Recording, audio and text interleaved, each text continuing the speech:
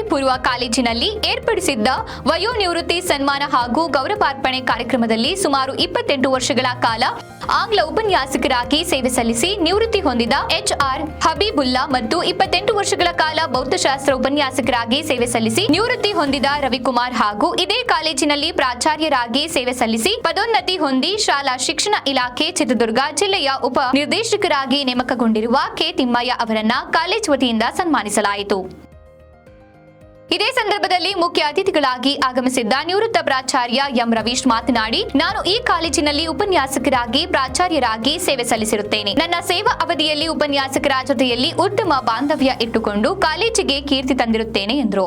ಈ ವೇಳೆ ಮುಖ್ಯ ಅತಿಥಿಗಳಾಗಿ ಆಗಮಿಸಿದ್ದ ಜಿಲ್ಲಾ ಉಪನ್ಯಾಸಕರ ಸಂಘದ ಮಾಜಿ ಅಧ್ಯಕ್ಷ ಎಸ್ ಲಕ್ಷ್ಮಣ್ ಮಾತನಾಡಿದರು. ಕಾರ್ಯಕ್ರಮದ ಅಧ್ಯಕ್ಷತೆ ವಹಿಸಿದ ಕಾಲೇಜಿನ ಪ್ರಾಚಾರ್ಯರು ಹಾಗೂ ನೂತನ ಉಪನಿರ್ದೇಶಕರು ಮಾತನಾಡಿದರು. ಈ ಸಂದರ್ಭದಲ್ಲಿ ಪಿಎನ್ ಕೃಷ್ಣ ಪ್ರಸಾದ್, ನಿವೃತ್ತ ಜಂಟಿ ನಿರ್ದೇಶಕರು ಪ್ರಾಚಾರ್ಯ ವಸಂತ್ ಕುಮಾರ್, ಲಲಿತಮ್ಮ ದೇವೇಂದ್ರಪ್ಪ, ಪ್ರಭಾರ ಪ್ರಾಚಾರ್ಯ ಪುಷ್ಪಲತಾ ಮಾತನಾಡಿದರು. ಈ ಸಂದರ್ಭದಲ್ಲಿ ಸರ್ಕಾರಿ ನೌಕರರ ಸಂಘದ ಉಪಾಧ್ಯಕ್ಷ ಹಾಗೂ ಸಿಬ್ಬಂದಿ ಕಾರ್ಯದರ್ಶಿ ಎಂ ಶ್ರೀನಿವಾಸ್, ಸಾಂಸ್ಕೃತಿಕ ಚಟುವಟಿಕೆಗಳ ಕಾರ್ಯದರ್ಶಿ ಸಾಹಿತಿ ನಾಗರಾಜ್ ಬೆಳಗಟ್ಟ, ಎನ್ಎಸ್ಎಸ್ ಅಧಿಕಾರಿ ಶಾಂತಕುಮಾರಿ, ಉಪನ್ಯಾಸಕರಾದ ರುಕ್ಮಿಣಿ, ಜಬೀವುಲ್ಲಾ ತಿಪ್ಪೇಸ್ವಾಮಿ, ಮಂಜುನಾಥ್ ಇತರರು ಉಪಸ್ಥಿತರಿದ್ದರು.